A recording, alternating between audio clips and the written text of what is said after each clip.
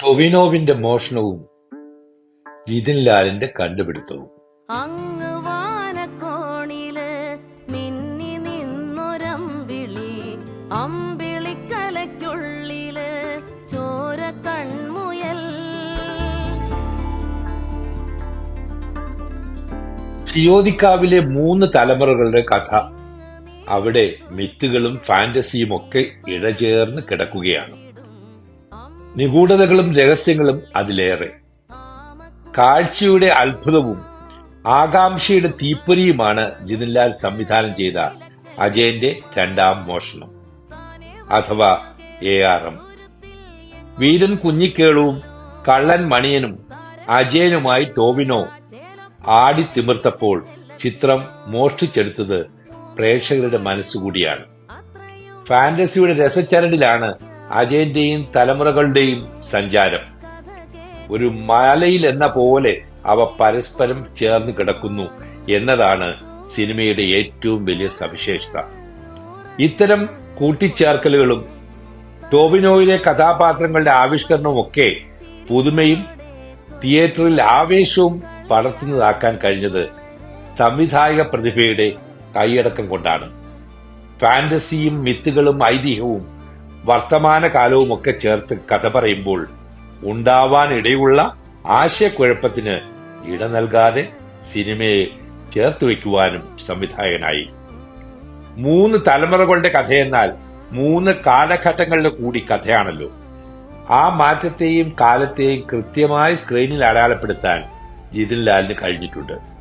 അജയന്റെ 2ാം മോഷണത്തെ മോഷണമാക്കി മാറ്റുന്നത് സംവിധായക പ്രതിഭയുടെ മിഴിവാർന്ന ഇടപെടലുകൾ കൊണ്ട് മാത്രമാണെന്ന് സിനിമയുടെ ഓരോ രംഗങ്ങളും വ്യക്തമാക്കുന്നുണ്ട്.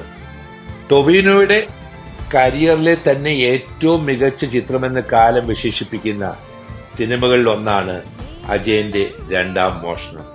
3 വ്യത്യസ്ത കഥാപാത്രങ്ങളെയും ഓരോ ചെറു ചലനങ്ങളിൽ പോലും മികവുറ്റതാക്കാൻ ടൊവിനോയ്ക്ക് കഴിഞ്ഞിട്ടുണ്ട്. വീരൻ കുഞ്ഞിക്കേളുവിന്റെ വീരപരിവേഷവും കള്ളൻ മണിയന്റെ ഹീറോയിസവും അജയന്റെ നിഷ്കളങ്കതയുമൊക്കെ ഭംഗിയായി കൈകാര്യം ചെയ്യാൻ അദ്ദേഹത്തിനായിട്ടുണ്ട്. അപ്പോഴും ചിയോദിക്കാവുകാരുടെ ശല്യമായി മാറിയ മണിയനായി ടൊവിനോ നിറഞ്ഞാടുകയായിരുന്നു. ഐശ്വര്യ രാജേഷ്, സുരഭി ലക്ഷ്മി, കൃതി ഷെട്ടി, ബേസർ ജോസഫ്, ബിജുക്കുട്ടൻ തുടങ്ങിയവരുടെ പ്രകടനവും സിനിമയിൽ എടുത്തു പറയേണ്ടതാണ്. നട്ടലുള്ള തിരക്കഥയും സംഭാഷണവും രചിച്ചിരിക്കുന്നത് സുജിത് നമ്പ്യാരാണ്. കൃത്യമായ അളവിൽ കഥാപാത്രങ്ങളുടെ ഏകോപനം, സംഭാഷണങ്ങളുടെ ചടുലത എന്നിവയൊക്കെ അദ്ദേഹത്തിന്റെ രചനകളിൽ തുടിച്ചു നിൽക്കുന്നുണ്ട്. 3D അനുഭവം സമ്മാനിക്കുന്ന സിനിമയുടെ ഛായാഗ്രാഹകൻ ജോമോൻ ടി ജോൺ, സംഗീത സംവിധായകൻ ദിബു നൈനാൻ, ഷമീർ മുഹമ്മദിന്റെ എഡിറ്റിംഗ് എന്നിവയും സിനിമയെ മനോഹരമാക്കുന്നുണ്ട്. എല്ലാ കലാകാരന്മാരും ടെക്നീഷ്യൻസും കാണാത്ത പ്രേക്ഷകർ ഉണ്ടെങ്കിൽ കാണേണ്ടതുമായ മനോഹര ചിത്രം. ഈ സിനിമയുടെ ഭാഗമാവാൻ കഴിഞ്ഞ ഒരു വ്യക്തി എന്ന നിലയ്ക്ക് അതൊരു അനുഭവം കൂടിയാണ്. അതുകൊണ്ട് എനിക്ക് പറയാതെ വയ്യ. എല്ലാ ഭാവങ്ങളും ആശംസകളും ജിതിൻ ലാലിനും ടീമിനും ആശംസകൾ. ഹരി നമ്പൂതിരി.